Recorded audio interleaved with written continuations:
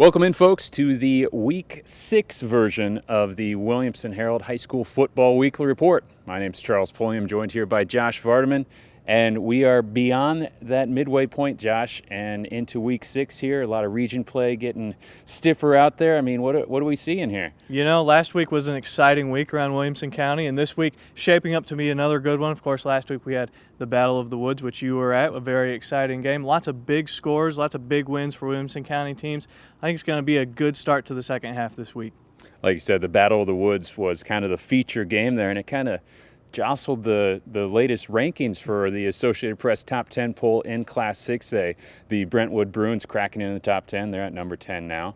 And the Ravenwood Raptors falling from number 4 to number 7 after that 31-28 loss. More from that one later, though. We want to start at Summit and Page. The Patriots will be hosting a big regional game here. And what are you kind of seeing from this one, Josh? Yeah, like you just said, it is a big regional game in Region 5, 5A. Summit currently leads by half a game over a couple of teams, Page included. They're 2-0 in the region, 3-2 overall. Page comes into this one 4-1. This will be a really exciting game. I think it'll be a good offensive game.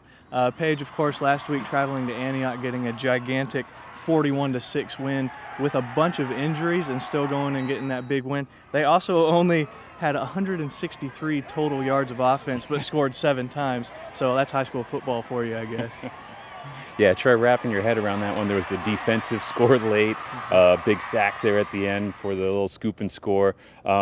Just a strange game for that high scoring, but when you're so weak, you're missing 5-6 starters, including Cade Walker at quarterback there. Tough outing for Page, but they proved to come out on top anyway. Yeah, and it's a good win, like you said, with some injuries to go into this big game against Summit with a win there. Summit, of course, had a comeback win last week. They were down 21-0 at halftime against Columbia, scored 30 unanswered points to win that one 30-21. They had 320 total yards of offense in the second half, led by running back George Odemegwu, who is one of the best players in this Middle Tennessee area.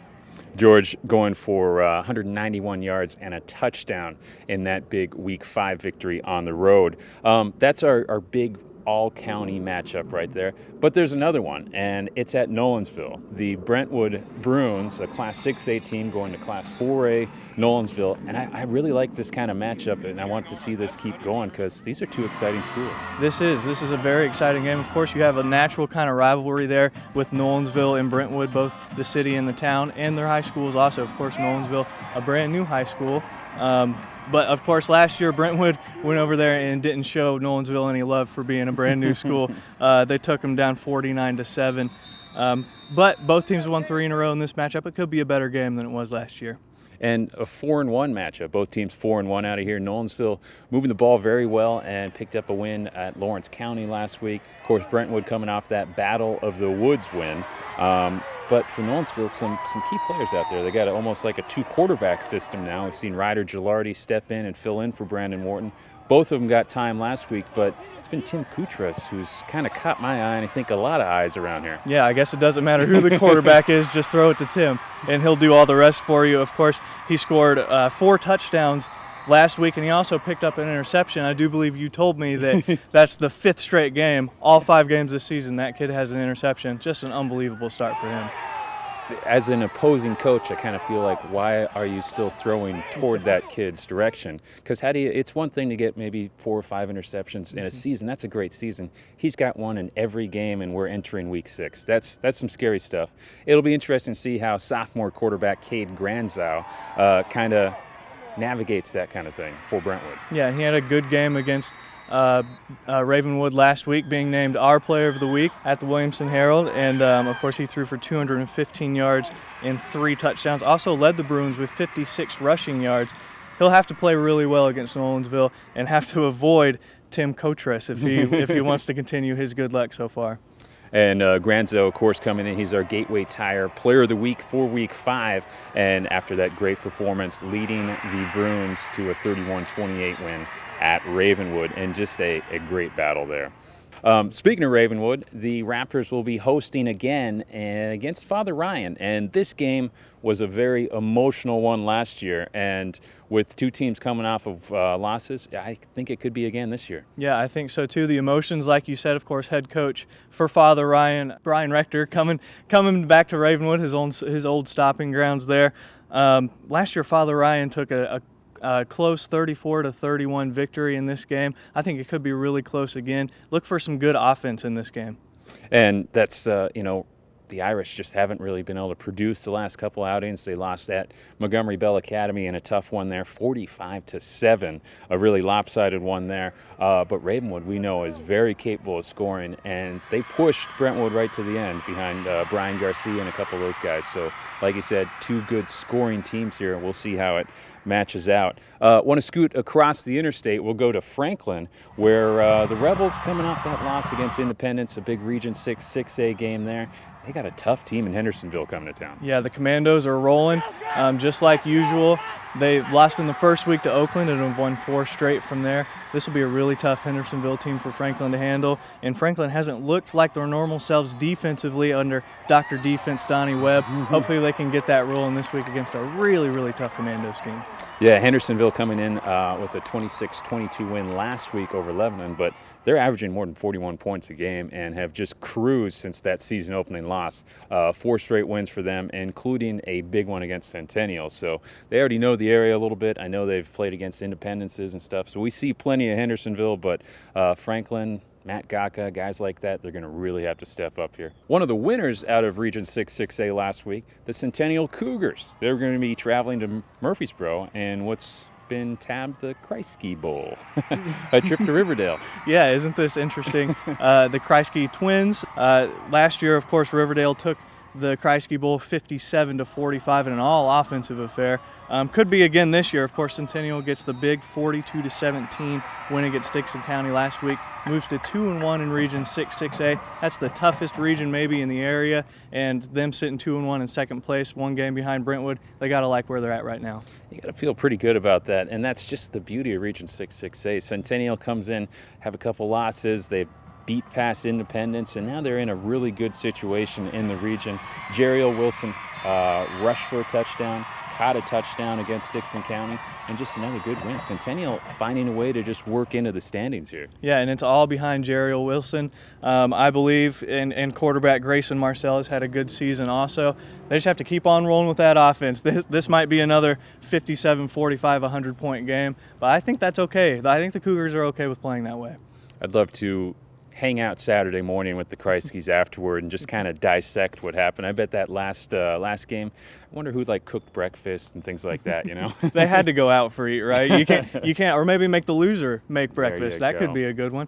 Loser of that one, we'll come over for breakfast too. If you'll make some bacon and eggs or something, how about that? Yeah, count me in for that. Going over to Fairview, the Yellow Jackets have been it's kind of interesting. We looked at this latest AP poll, and Fairview actually dipped from number 4 to number 5 despite the win. Upperman, an unbeaten team, able to scoot into that number 4 spot. Just a little switcheroo here in the standings, but Fairview coming off a quality win against Camden last week. Yeah, maybe they slipped because they didn't score 49 like the previous 3 weeks. I'm not really sure. Like you said, a 21-14 win over Camden last week. They were down 14-7 at half and came storming back to take that one. Led by sophomore running back Logan Nardozzi. He's had a heck of a season with 4 100-yard games in their first 5 contests. He had another one last week with 123 yards. And, of course, Cam Harris-Lusk scoring 2 touchdowns. He's got 16 touchdowns in 5 games. Just unbelievable over there in Fairview. Got to check out some of those games there. This will be at Fairview. Greenbrier coming to town in a non-conference game there. Want to switch over to Division II here, where the defending champion Brentwood Academy Eagles, coming off a couple wins against out-of-state, out-of-country teams, they're going to be hosting Knox Catholic. Welcome back to the United States, I guess, for the Eagles. After last week playing West Toronto Prep and getting another 48-7 victory, those Eagles have outscored opponents 214-33 through 5 games. Knox Catholic, of course, got the Class 5A state championship last year, but they're running into something here with the Eagles. Knox Catholic coming in 2-2. They lost 17-7 against Soddy Daisy last week. But like you said, this BA team, they're not even allowing a touchdown a game average points-wise. Just insane on this defense. Yeah, that defense is nuts. And when you add in Tamario Pleasant in that running game, on the offensive side, they're just a really, really tough team to beat. Maybe the best team in this state right now. And I don't know if Knox Catholic can stand up to them. I really don't. Of course, last year BA winning 50-14 in this game.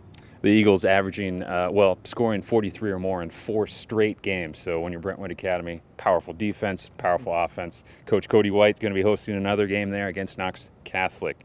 Scooting down, we want to go to CPA. Hillsboro's coming to town, and this was a beauty of a game last year with the Burros actually coming out on top. Yeah, it was a 30-28 game, like you said. CPA coming off of a big, big win against BGA last week in an all kind of Williamson County matchup. They were led by 243 rushing yards from the trio Sam West, Andrew Madden, and Kane Patterson, the Clemson commit. And of course, Ryan Elledge and Noah Henderson, the quarterback wide receiver combo. CPA is really good offensively, and their defense is just as good to match. Hillsboro, of course, isn't playing a home game this year, and just another road game for them. They've won 2 in a row, though. It's a tough Burros team.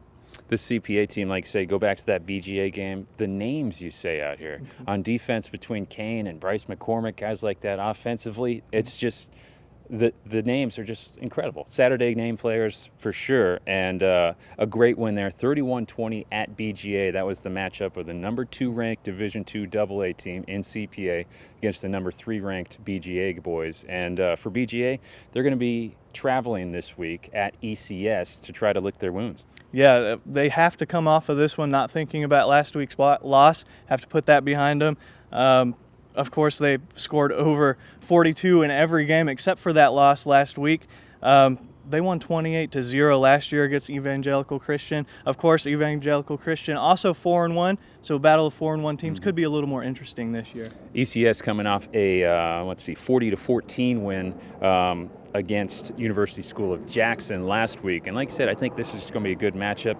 So BGA on the road this week. One of their big-time rivals also on the road, Franklin Road Academy, is going to be traveling to NCS. And FRA had a week off last week. Yeah, a nice early bye for them. I'm sure the Panthers really enjoyed that. But they won 2 games in a row coming into this one. Hopefully they can keep that rolling through the bye week. I know it's really tough sometimes, but they might have gotten some players back from injury, licked their wounds a little bit, like you said. So I think they're going to be coming ready to go in this one against a really kind of tough NCS team that is 2-3 this season.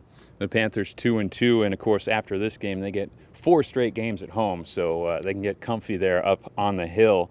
Another game to look into here in Williamson County at Grace Christian Academy. The Lions will be hosting McEwen, and GCA has just not been able to find that offense of late here, and another decent McEwen team coming in. It's pretty tough replacing a guy like Austin Amora like the Lions had last year, who led them to a big 27-7 win in this matchup last season, but they had troubles fielding the team early on in the season, and it's kind of showing right now. Like you said, lost 52-14 to Richland last week in a region matchup. They really need to try and find something offensively and defensively in this game.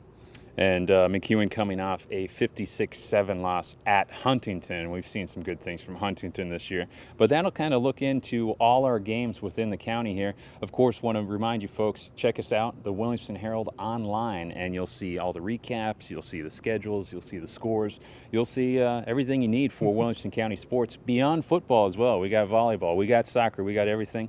Josh is our guy behind the scenes as well. Yeah, we have everything you could want Williamson County sports-wise. Of course, this guy does an awesome, awesome job for us.